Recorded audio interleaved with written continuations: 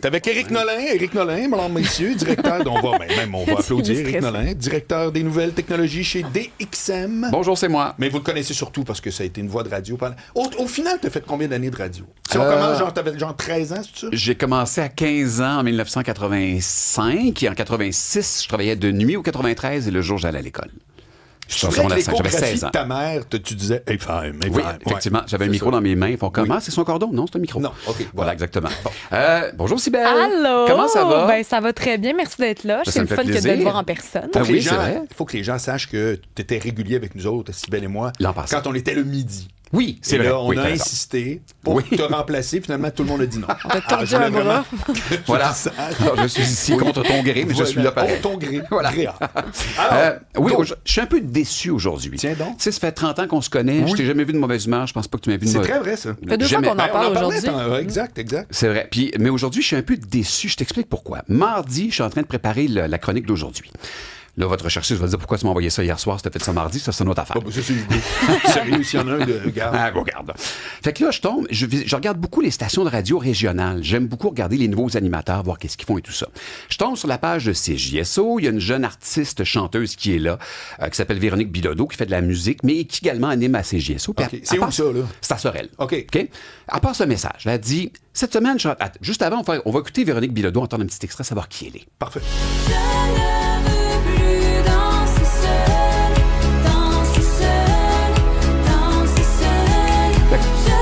Jeune artiste de son époque, tu sais, qui est sur tous les réseaux sociaux. Puis là, cette semaine, j'étais sur Spotify en train d'écouter de la musique. J'écoutais l'album The O.C., la compilation de cette série que tu connais peut-être, début 2000, The O.C.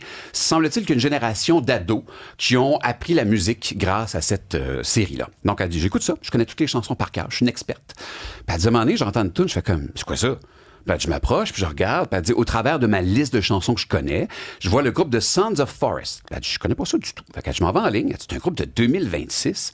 Qu'est-ce que ça fait dans une playlist de 2000, tu sais? Puis elle dit, je vais en ligne, puis je m'aperçois que c'est un groupe qui a été créé en 2026, qui a 3 albums déjà et 53 chansons.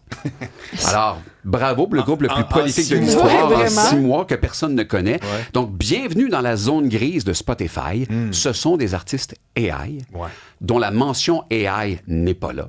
Fait qu'elle est un peu outrée parce qu'elle, c'est sa vie comme artiste. Fait que là, je me fais faire des recherches là-dessus et je m'aperçois que, c'est pas un cas isolé, pas du tout. Il faut se rappeler qu'il y a...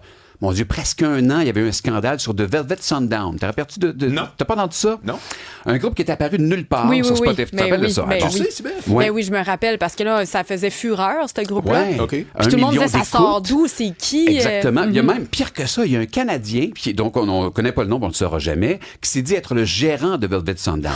Mais il n'y avait rien à voir avec le groupe original, tu comprends? Alors, 1 quelques millions d'écoutes, ça fait de l'argent. Tout ça pour te dire que ce groupe-là, que personne ne connaît, de Sons of Forest, ont 35 000 écoutes par mois. 400 quelques mille par année. Ça représente à 0,04 cents du stream, à peu près 1500 piastres. C'est le vrai chiffre? En 0,3 et 0,05 par écoute. Fait que donc, pour 400 000 par année, ça donne à peu près 1500 piastres. Il n'y a aucun artiste qui peut vivre avec ça. Ben non. Mais, si je me crée une centaine d'artistes en intelligence artificielle, que je les mets là-dessus, et que chacun regroupe un 30 000, ça me fait un 160 000 par année. Et c'est ça la nouvelle mode. Voici ce que tu dois faire. Tu es un artiste, personne ne te connaît, tu vas sur Spotify, tu vas te créer une playlist des chansons les plus en vogue présentement. Fait que tu mets les Drake, The Weeknd, n'importe quoi que tu veux là-dedans. Et en 3e position, tu mets la tienne. Fait que les gens commencent à écouter la playlist parce qu'ils sont là pour écouter cette playlist-là des plus grands succès de 2026. Ah, ça commence avec Taylor Swift, c'est parfait. Ah, Drake. C'est quoi ce tune-là? Là, ils vont aller sur ton site pour savoir qui t'es. Ce que celle que tu nous parles a exactement fait. Exactement. C'est ça. Mais ça, c'est la nouvelle mode. Oui. Alors là, tu te ramasses. Si t'aimes ça, tu restes là. Je suis tristement obligé de te dire que c'est brillant. C'est quasiment de la fraude pour pas dire que, mais c'est brillant comme mécanique. En fait, la mécanique économique des gens malhonnêtes, elle est là. Ça, c'est clair. Par contre, ce que moi je vois, c'est que Spotify est en train de donner un coup de pied dans la gorge aux artistes. Ils sont en train de dire, parce que tout le monde le sait, le tiers haut, là, les Taylor Swift, Drake et compagnie, eux ont des milliards de vues. Il y a une artiste indienne dont je me rappelle pas le nom qui est capable de les battre présentement, mais c'est la seule. Les autres, ce sont tous des artistes américains. Fait que tu as cette gang-là, et après ça, c'est le néant. Après ça, là, ce sont tous... Hey, OK, check bien ça. Deezer, c'est une plateforme française, un peu à la Spotify. Septembre passé, Ils disent, on est en train de faire le ménage. Je veux juste vous dire qu'il y a 40% de notre catalogue qui est en AI. Et par jour, c'est 75 000 chansons AI qui sont mises sur le site. Ils reçoivent, par jour, il y a environ 160 000 chansons qui sont téléversées sur Deezer, dont 75 000 en intelligence artificielle. Mais Éric, j'ai parlé d'une statistique que Deezer a sortie, qui avait fait un sondage qui disait que 97% de ses auditeurs n'étaient pas capables de différencier une musique intelligence artificielle d'une musique faite par un humain. Exact. Ben, tu sais, Sons of the Forest, c'est ça un peu, parce qu'elle l'a écouté et elle a dit... Mais semble que ça sonne plate, c'est générique. On va écouter un extrait de Sons of the Forest. Okay.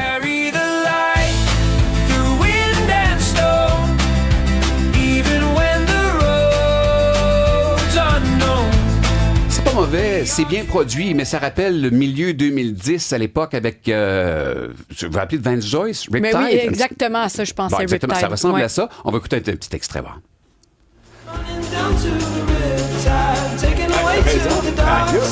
C'est fou, hein? Oui. Bon, ben C'est ça, genre, là... fais-moi une toune à la, c'est ça, là. Oui, bon, c'est ça. Si vous êtes à la radio présentement, vous ne l'entendrez peut-être pas, mais les hautes fréquences sont mal restituées dans une chanson en intelligence artificielle. Pourquoi? Parce qu'il lui, il va comment je pourrais dire ça? Il va s'entraîner sur 100 000 chansons dont les niveaux sont différents, dont les EQ sont différents. Donc, la compression, c'est une compression générique. Toujours la même pour ce style musical-là. Okay. Le son, toujours le même pour ce style musical-là. Okay. Il n'y a pas le choix parce qu'il fait une moyenne de ce qu'il a entendu. C'est pour ça qu'elle a dit, il y a comme un manque de personnalité là, à l'oreille. Mon Dieu, c'est plate. Là. Tu peux écouter ça puis dire, OK, cool, mais t'écoutes pas ça dans ton char à répétition. Il n'y a pas d'âme là-dessus, tu comprends?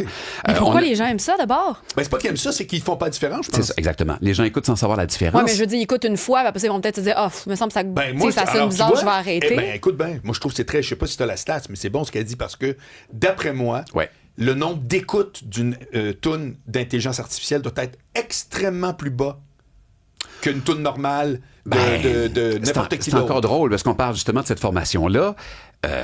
35 000 écoutes par mois. Oui, tu mais viens ça de voler... peut être 35 000 personnes. Oui, mais tu viens de voler 35 000 écoutes à un artiste qui a mis son argent dans sa production. Je suis en train de te dire tout ça, là.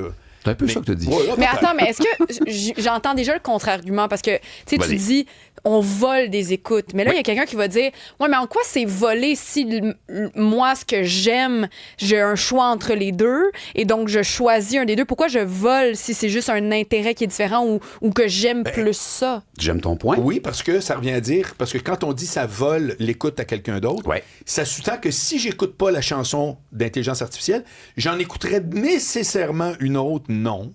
Peut-être que tu ferais comme il n'y a rien dans le catalogue aujourd'hui qui m'intéresse. Absolument. Le point est super bon. Non, ton point est bon. J'ai pas d'argument contre ça. C'est pas nécessairement le mien parce que je comprends la base du problème, mais je l'entends, cet argument-là. En fait, ce que moi, je m'aperçois, c'est que c'est possiblement les premières pierres de ce qui s'en vient. Je te dis pas qu'on s'en va carrément vers ça, qu'il n'y aura que de l'intelligence artificielle. Mais il va falloir à un moment donné qu'on mette nos culottes parce que lorsqu'on demande à Spotify qu'est-ce que vous allez faire pour ça, ils disent quoi? Ben, ils disent on a des politiques. Mais Marc, la politique, si tu viens chez nous, c'est d'enlever tes souliers. Si tu les enlèves pas, tu vas pas mourir. Non. On va te traiter d'innocent, mais c'est tout. Il n'y a pas de conséquences. Non. Mais c'est la même chose pour une politique. Si c'est une règle, une loi, tu l'appliques. C'est une politique. Ben, chez nous, c'est le même.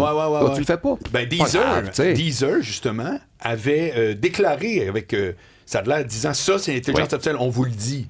Oui. Bon, puis, même ça Spotify, donnait quoi? Tu l'écoutes pareil. Oui, exactement. Puis Spotify a dit, on a en janvier ou en décembre passé enlevé 75 millions qui étaient, j'appelle ça du spam, mais c'est une chanson d'intelligence artificielle, mais 75 millions. C'est incroyable. Tu sais, il y a moins de 75 000 artistes indépendants présentement. Oui. C'est le nombre de chansons par jour qui sont ajoutées sur Deezer en intelligence artificielle. Il y a vraiment un problème, tu comprends?